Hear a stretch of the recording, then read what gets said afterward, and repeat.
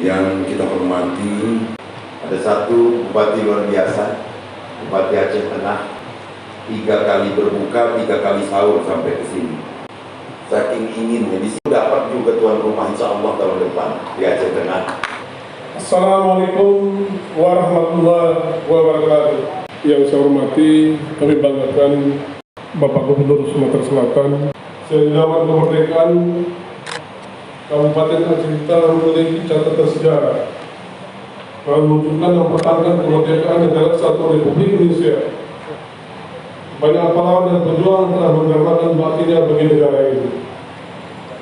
Tidak hanya mengangkat senjata, bahkan juga melalui propaganda media massa.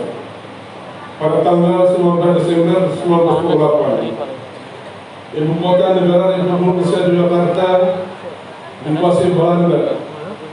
Radio Republik Indonesia yang memandangkan suatu Indonesia merdeka ke seluruh dunia tidak ada lagi modal. Radio Belanda dan Kostum secara lantang menyatakan bahwa Republik Indonesia sudah hancur sebagian. Dunia mempercayai ini. Pada saat demikian gentingnya suasana tanggal 20 Desember 1948 malam, Radio Rimba Raya mengudara menembus angkasa pemberitaan bahwa Republik Indonesia yang berdasarkan Pancasila masih ada. Dan Revolusi 1945 masih tetap menyala.